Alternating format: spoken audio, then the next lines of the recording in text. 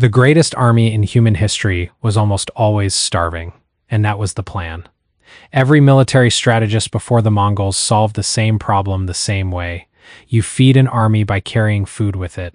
You build supply trains, you garrison supply depots, you assign tens of thousands of men to move grain and cattle and firewood across hundreds of miles so that the men at the front can fight. The Romans called it the sinews of war. Napoleon would later say an army marches on its stomach. Every civilized empire on Earth treated logistics as the invisible architecture underneath all military power. The Mongols looked at that architecture and decided it was the enemy. Not enemy forces, not terrain, not disease. The supply chain itself was the thing that would kill you, because the supply chain told you where to go. It told you how fast to move. It told you when you had to stop. It told your enemies exactly where you would be 2 weeks from now, and any army that could be predicted could be beaten. What Genghis Khan built was something that had never existed before in military history, a conquering force that could function, not just survive, but actually increase in capability, in conditions that would have annihilated any other army on Earth. No roads, no supply depots, no harvest calendars, no winter quarters. The Mongols were not just unconstrained by logistics, they had weaponized hunger itself. By the time the rest of the world understood what was happening, the Mongols had already conquered more territory than any empire. And almost nobody, then or now, fully understands why the logistics system was the actual weapon. This video is about that system. Not the cavalry tactics, not the siege engines, not the terror campaigns, although we will cover all of those. This video is about the invisible architecture underneath everything the Mongols achieved, how they fed themselves, how they sustained campaigning over distances no other army could match, how they turned the steppe itself into a military supply network, and why the moment they abandoned that system was the moment the conquests ended. By the end of this, you will understand something that most people who study the Mongols never quite see clearly. The secret to the greatest military expansion in human history was not the horses, or the archers, or the generals. It was what the soldiers ate for breakfast. Before we go any further, let us begin not on a battlefield but on the steppe itself, in the world that created the Mongols before the Mongols created their empire. The Mongolian steppe in the 12th century is one of the most hostile environments on Earth for human civilization, and one of the most forgiving environments on Earth for a particular kind of human being. The growing season is almost non-existent. The winters hit temperatures that kill cattle where they stand. The distances between water sources can mean death by thirst for an infantry force moving at foot pace. There are no cities, no roads, no granaries. There is grass, and there are animals that eat grass, and there are people who have learned over generations that those animals are not just food, they are shelter and transport and medicine and armor and weapons and the entire infrastructure of a life in motion. A Mongol child in the 12th century grew up learning things that children in agricultural civilizations were never taught because they never needed to know them. Which direction an animal had traveled from the temperature of its dung, how to read grass patterns to find water hidden below the surface, how to identify from horseback at a full gallop whether the terrain ahead would support the weight of a column of horses or whether the ground would turn soft and swallow them, how to hunt alone with no food and no water for 3 days and return with enough meat to feed a family. This is not romantic mythology. This is the baseline skill set of every Mongol warrior who rode into Russia, into China, into Persia, into Hungary. Before Genghis Khan unified the tribes, before the great Kurultai gatherings where military campaigns were planned, before any of the tactical genius that historians spend their careers analyzing, there was this. A culture that had already solved, through necessity rather than invention, the single problem that would destroy every enemy they would ever face. The Mongols did not need to invent a new supply system, they brought their supply system with them from birth. The question is what that system actually looked like when it was scaled up to a conquering army of 100,000 men. We need to stop here and correct something that almost every popular account of Mongol military history gets wrong. The conventional narrative, and you will find this in textbooks, in documentaries, in otherwise serious military history, is that the Mongols survived on horseback by drinking blood from their horses' veins when food ran out, and that this grim technique was the... It explains almost nothing.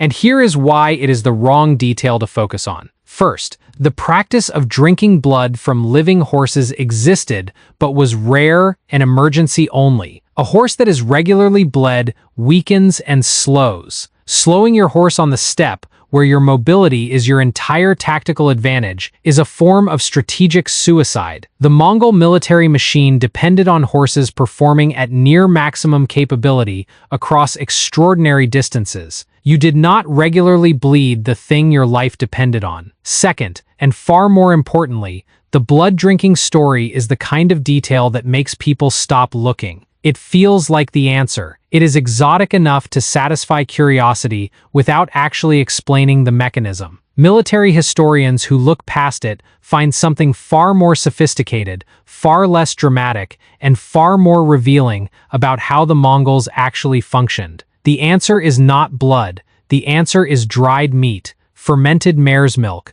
the specific grazing mathematics of the Mongol horse herd, a set of campaign planning principles that governed how armies moved through terrain, and a logistical relationship with conquered populations that was not random terror but systematic extraction. The Mongols had a supply system. It was just nothing like the supply system of any army that had come before them. Let us start with the horses, because everything in Mongol logistics begins with the horses, and the first thing to understand about Mongol horses is how many of them there were. A Mongol warrior on campaign typically rode with between 3 and 5 horses. Some accounts of elite units suggest as many as 10 per rider. This is not luxury. This is load distribution engineering. If you have 1 horse and that horse tires, you stop. If you have 5 horses and you rotate them, riding each one for a period before switching, none of them ever reaches exhaustion. You keep moving. You keep moving at a pace that infantry forces following the same route cannot physically match. An army of 100,000 Mongol warriors moving with a ratio of 5 horses per man is controlling 500,000 horses. That column is accompanied by an enormous moving food system. Horses eat grass. The steppe and most of the terrain the Mongols campaigned through had grass. The feed for the cavalry was, in most conditions, the land itself. This created a planning constraint that Mongol commanders understood with a precision that their enemies did not. You could not move a column of 500,000 horses through terrain that had already been grazed. You had to spread your forces across a wide front, ensuring that each division had access to fresh pasture. Mongol campaign planning was, in significant part, pasture planning. The routes were not chosen for their strategic geometry alone. They were chosen because the grass was there.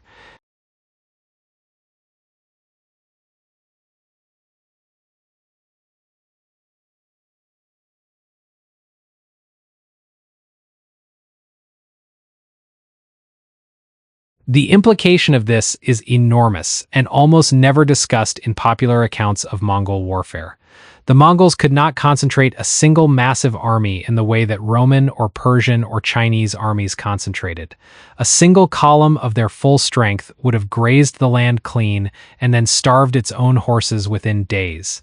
What they could do, and what they did with devastating consistency, was disperse across a wide geographic front, use fast communication to coordinate between widely separated columns, and then converge on a target from multiple directions simultaneously. This was not a tactical preference, it was a logistical necessity that happened to also be tactically brilliant. The Mongols could not mass their forces in a single place because their horses could not eat in a single place. The need to spread out across the landscape created the envelopment strategy that destroyed army after army that tried to fight a concentrated engagement.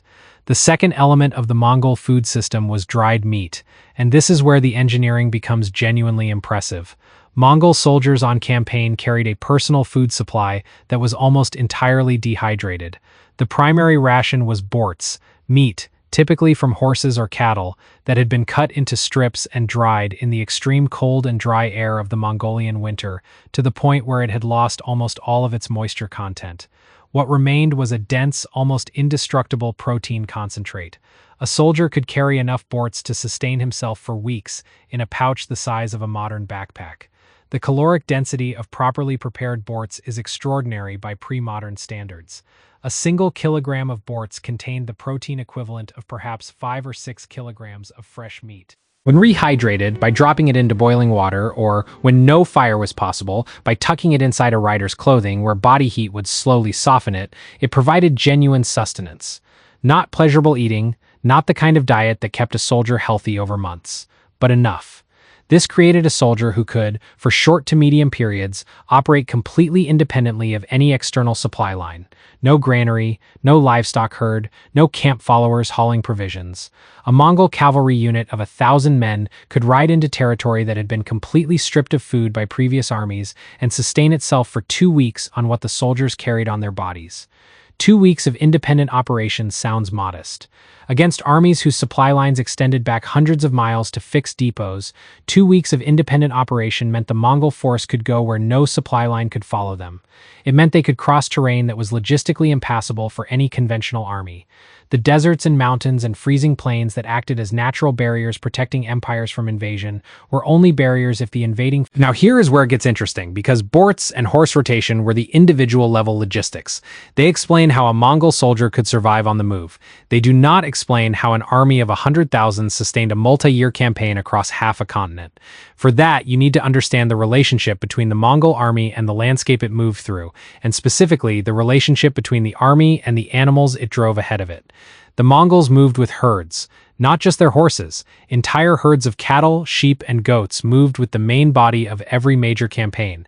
These were not a burden. They were not a logistical liability to be minimized. They were a mobile food reserve. As the campaign progressed, animals were slaughtered as needed.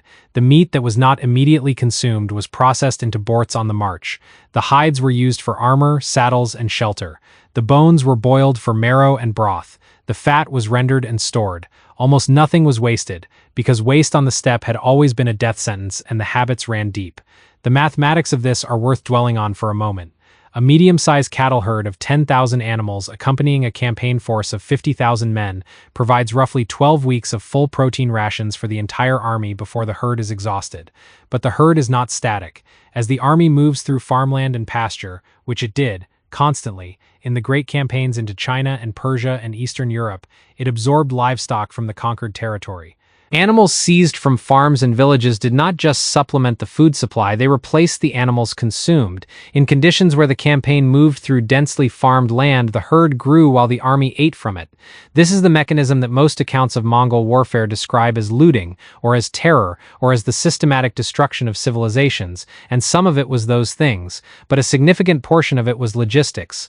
The Mongol army was not ransacking farms because the soldiers were cruel, they were ransacking farms because those farms were the fuel cells of the greatest mobile military machine in human history. But understand this carefully, because it is the thing that separates the Mongol approach from simple pillaging. The extraction was systematic, and in many of the territories the Mongols planned to hold rather than simply devastate, it was deliberately restrained. Genghis Khan's laws, codified in the Yasa, the Great Law of the Mongol Empire, explicitly addressed the treatment of conquered populations in territories that were to be administered rather than destroyed. Farmers who submitted were not... The terror campaigns, the cities burned, the populations massacred, were concentrated in places that resisted. The message was not simply cruelty, it was a calculated communication to every city and territory that had not yet been reached. Resistance means annihilation, submission means survival and incorporation into the empire's supply network. The terror was a logistics tool. It reduced the cost of subsequent conquest by making resistance appear suicidal. This sounds clinical because it was clinical. Genghis Khan and his successors were not running an emotional terror operation. They were managing the resource economics of a transcontinental military campaign. Every city that surrendered without a siege was a city that did not consume weeks of time, arrows, siege engine materials, and men. Every population that submitted became a tax base. Every farmer who kept farming was a future food source for future campaigns. The Mongols were not destroyers by default, they were destroyers by calculation, and the calculation was always about logistics. There is a detail here that military historians have noted but that popular accounts almost always skip, and it is important enough to linger on. The Mongol Empire operated one of the most sophisticated communication and intelligence networks in the pre-modern world. The YAM system, a network of relay stations positioned roughly a day's ride apart across the entire empire at its height, allowed messages and orders to travel at speeds that were, by the standards of the 13th century, essentially impossible. A message could travel from the Mongol capital to the frontiers of Persia in days rather than weeks. Military commanders in separated columns could coordinate their movements through this network in ways that no other military force of the period could match. But this system was not just for passing orders. It was a logistical intelligence network. Scouts and administrators feeding information back through the YAM system gave central commanders knowledge of where forage was available, where rivers were fordable, where disease had reduced available livestock, where grain stores had been destroyed by previous campaigns. Campaign planning could be adjusted in real time based on information about the resource landscape weeks ahead of the army's actual position. No other army in the world at that time had anything like this. The Persian army that faced the Mongols at the great campaigns of the 1220s was planning its logistics on information that was months old. The Mongol commanders facing them were working with information that was days old. In logistics, days versus months is an infinite advantage. Let us now place you inside this system at the level it was actually experienced, because the abstraction of supply chains and herd mathematics is important. You can shoot a bow accurately from the back of a galloping horse, hitting a target the size of a man's chest at 150 yards in either direction while moving at speed, while wearing armor. This is not impressive to you. This is table stakes. Every man in your unit can do the same thing. You have been on campaign for 4 months. You are in what the sedentary people you are fighting call Persia, but which is, to you, simply terrain with particular grass conditions and particular water sources that you have memorized from the intelligence briefings your commander received through the YAM system. You have not seen a grain shipment from home in 4 months. You have not needed one. Your immediate food supply is the leather bag on your saddle. Inside it is borts, the dried meat your family prepared before you left, replenished twice from animals seized during the campaign's first weeks. You also carry a small container of dried curds, the byproduct of the cheese-making process that your people have been using for generations, which provides protein and fat in a form that does not spoil, and you have a water skin, refilled at streams that your scouts identified 2 days ago. Your horse, one of 4 you are currently traveling with, is grazing right now while you eat. The land here has not been heavily grazed yet because your column arrived by a route that other columns did not use. The grass is good. Your horse will be ready to ride in an hour. 300 miles to the west, another Mongol column is converging on the same city you are approaching from the east. They left the same base camp you did, 17 days ago. You have never directly communicated with them since. But the plan your commanders made before the campaign began, informed by intelligence gathered months earlier by traitors and spies embedded in the enemy territory, anticipated exactly where both columns would be on this day. The city you are approaching does not know about the column to the west. They have been watching the eastern approaches. By the time they see both of you, it will be too late to make any decision that matters. You finish your borts. You water your horses at the stream your scouts found. You ride. The question that should be forming in your mind right now is, if the system was this good, why did it eventually fail? Because it did fail. The Mongol conquests did not continue indefinitely. The steppe grass was nutritionally different from the grass of Western Europe. Mongol horses, small, hardy, somewhat ugly animals that European observers consistently underestimated, were optimized for steppe conditions. They could dig through snow to find frozen grass in winter. They could survive on less water than most European horse breeds. They could be ridden harder and fed less. When the Mongol campaigns pushed into the heavily forested and agriculturally dense regions of Western Europe, into Poland, Hungary, into the territories beyond the Carpathians, the horses began to underperform. Not catastrophically, but measurably. The grass was different. The climate was wetter. The terrain was more broken. The wide front dispersal strategy that worked perfectly on open steppe was constrained by forest and by a landscape carved into small agricultural plots that offered less consistent forage. The famous Mongol withdrawal from Hungary and Poland in 1241, the moment when Europe believed it had been miraculously saved from total conquest, was not, as European chronicles described it, a divine intervention or a military failure. It was a logistics reassessment. The territory beyond the Carpathians did not offer the grazing density that a sustained Mongol occupation would require. The campaigns had reached their sustainable western limit. Batu Khan and his commanders looked at the resource map of Central Europe and made a rational calculation that controlling it permanently would cost more than it would yield. This is an uncomfortable thing for European history to sit with. The Mongols did not fail to conquer Western Europe because they were stopped. They decided not to go further, for reasons that had more to do with horse nutrition than with military resistance. The second limit was the sea: Japan, Java, Vietnam. These are the edges of the Mongol Empire's reach, and they are also the places where the logistics system broke down completely. The Mongol horse was useless on a ship. More precisely, the vast numbers of horses that made the Mongol army what it was could not be transported across open water in any practical quantity. The invasions of Japan in 1274 and 1281, two of the most ambitious naval operations the Mongols ever attempted, failed for multiple compounding reasons, and yes, the famous typhoons played a role. But the Japanese samurai who fought them were confused and frightened by what they encountered: the Mongol tactics, the Mongol weapons, the Mongol way of fighting as a coordinated unit rather than as individual champions, but they were fighting on their own ground, against an enemy that had lost the logistical advantage that made the Mongol system work. The typhoons finished the campaigns. But the campaigns had already been compromised before the storms arrived. There is a third limit that is rarely discussed and that may be the most revealing of all: the limit of the system against opponents who understood and countered it. The Mamluks of Egypt. The Battle of Ain Jalut in 1260 is remembered as the first major Mongol defeat, the moment the seemingly unstoppable expansion was finally halted. Most accounts focus on the tactics, the Mamluk commander Baybars feigning retreat, drawing the Mongol vanguard into a trap, using the broken terrain of the Jezreel Valley to negate the Mongol cavalry advantage. What the tactical accounts understate is the logistical preparation.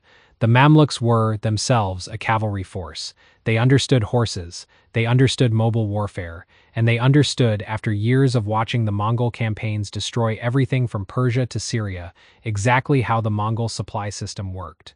Before Ain Jalut, as the Mongol advance guard moved into the Levant, the Mamluk commanders ordered a systematic scorched earth operation across the territory between Egypt and the advancing Mongols. Not just crops burned, grazing lands stripped, water sources poisoned or drained, livestock driven south. The Mongol force that arrived at Ain Jalut was not the full army. It was an advance force operating at extended range from its supply base, with horses that had been marching through stripped territory for weeks. The horses were not at their best, the riders knew it. And the Mamluks had planned the engagement for exactly this condition. The victory at Ain Jalut was not simply tactical. It was the product of a commander who had studied the Mongol logistics system, identified its vulnerability: the horses needed grass, and grass could be denied, and built an entire operational plan around that single insight. The Mongols had beaten the world by understanding that logistics was the decisive dimension of warfare. The first army that beat them did so by applying the same insight. Let us come back to something that deserves more attention than it usually receives: the fermented mare's milk. Arag, or kumis, as it is better known in Western sources, is not just a cultural drink. In the context, a lactating mare in good condition can produce several liters of milk per day. A Mongol army traveling with its horse herds was traveling with a renewable, mobile dairy operation. Arag could be produced continuously on the march. It did not require fire to prepare, it did not require transportation from a fixed source. The production apparatus traveled with the army. The caloric contribution of Arag to the Mongol campaign diet is difficult to precisely estimate, but military historians who have tried to model Mongol caloric requirements against known food sources consistently find that it was significant. A soldier consuming a liter of Arag per day was covering a meaningful portion of his daily caloric needs from a source that required no logistical infrastructure beyond the mares themselves. This is the kind of detail that sounds trivial and is in fact foundational. The Mongols had not just solved the food supply problem, they had built a food production system that was self-sustaining, mobile, and that improved in yield when the campaign moved through areas with good grazing. Every mile of good pasture was not just fuel for the horses, it was increased output from the dairy operation. By the time the great campaigns of the mid-13th century were underway, the invasion of the Abbasid Caliphate under Hulagu Khan, the campaigns into southern China under Kublai Khan, the western push under Batu Khan, the Mongol logistics system had been running for nearly 40 years and had been continuously refined by experience. What that refinement looked like in practice is visible in the administrative apparatus the Mongols built behind their advancing armies. The census operations that the Mongols conducted in every territory they conquered were not, as they are sometimes portrayed, simply exercises in imperial vanity or tax assessment. They were comprehensive resource surveys: grain production by region, livestock populations by type, water sources and their seasonal reliability, craft production, particularly the craft production relevant to military logistics, metalworking, leatherworking, saddle making, wheel making, rope making, population distributions that could be organized into labor forces for road building, bridge construction, or fortification. The census told Mongol administrators exactly what the conquered territory could sustainably contribute to the military machine. The Mongol Empire at its height was not just a military force with a logistics system, it was a logistics system with a military force at its leading edge. The entire administrative apparatus of the empire, the Yam relay network, the census operations, the managed trade routes of what would later be called the Silk Road, existed to keep the army fed, mobile, and supplied as it pushed the frontier further. Here is something that should make you genuinely uncomfortable with the narrative you have probably heard. The 13th century is full of accounts from survivors. The city of Nishapur destroyed so thoroughly that the chroniclers claimed a cat could not have survived. The population of Baghdad, then the largest and most sophisticated city on earth, massacred over several days in 1258 when the Abbasid Caliph refused to surrender. Estimates of the dead in that single event range from 200,000 to 1 million, depending on the source, with modern historians generally settling somewhere in the lower range but acknowledging enormous uncertainty. These things happened, they are not myth. But here is the thing the sources almost never address. The cities that submitted, that opened their gates, that acknowledged Mongol authority and began paying tribute, these cities survived. In many cases, they were incorporated into the most sophisticated trade and administrative network the medieval world had ever seen. Merchants from one end of Asia could travel to the other under Mongol protection with a reasonable expectation of safety. Scholars moved between courts. Technologies transferred. The Pax Mongolica, the Mongol peace, was real, at least for a generation, at least within its own borders.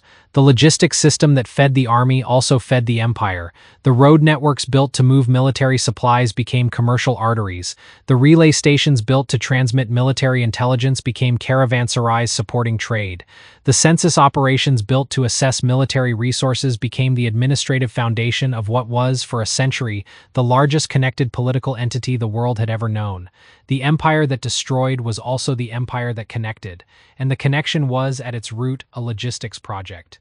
This is where the story turns dark, in a way that the conventional narrative of Mongol triumph does not adequately capture. The logistics system that made the conquests possible also created a vulnerability that the Mongols never solved, and that vulnerability eventually ended the unified empire as surely as any military defeat. The Mongol system was built on a single resource above all others: horses, and horses get sick. The rinderpest epizootic, a viral disease that periodically swept through cattle and horse populations across Eurasia, hit the Mongol Empire's herds at several points during the 13th and 14th centuries, with consequences that military historians have only recently begun to fully assess. A campaign force that lost a significant percentage of its horses to disease did not simply slow down, it lost its fundamental operating capability. Infantry without logistical support on the steppe was not an army, it was a dying population. The later Mongol campaigns, particularly the attempts to push further into Southeast Asia and the continued operations in the Middle East in the late 13th century, show, in retrospect, the signs of a logistical system under strain. Campaign lengths growing shorter, territorial acquisitions growing less consistent, the withdrawal from positions that had previously. The Black Death, when it arrived in the mid-14th century, completed what the horse diseases had begun. The plague moved through the Mongol Empire's communication and trade networks, the very networks that had been its greatest strength, with devastating speed. The same relay stations that had moved military intelligence now moved infection. The same trade routes that had connected the empire's supply networks now connected the disease vectors. The empire that had conquered through superior mobility was killed by the same mobility that had created it. What does this system tell us? Not about the Mongols specifically, but about the nature of military power and the invisible architectures that actually decide the outcomes of wars. The lesson that Genghis Khan extracted from the steppe, and that every great commander in history has eventually reached in some form, is that armies are not defeated by enemy swords, they are defeated by the moment they cannot move, cannot eat, cannot communicate, cannot replace what they have lost. The sword is the final instrument. The logistics are the war. Every empire that faced the Mongols and lost had made the same category error. They had looked at the Mongol army and seen cavalry. They had planned responses to cavalry, fortifications, pike formations, river defenses, mountain passes.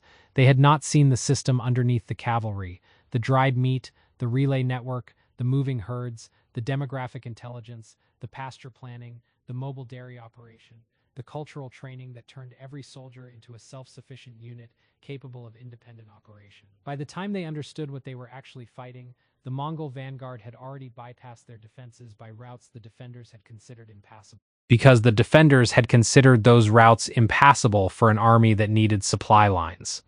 The Mongols did not need supply lines.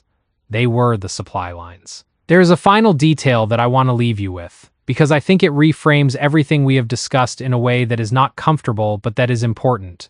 The Mongol logistics system did not appear fully formed from the genius of Genghis Khan. It was the product of centuries of adaptation by a people living in conditions that, by any civilized standard, should have been impossible to survive in. The steppe winters that killed cattle, the summers without rain, the distances between water, the absence of the agricultural infrastructure that every other civilization on Earth depended on. The Mongols did not choose to be nomadic. They were nomadic because the land they lived on demanded it, and they had spent centuries learning how to survive under those demands.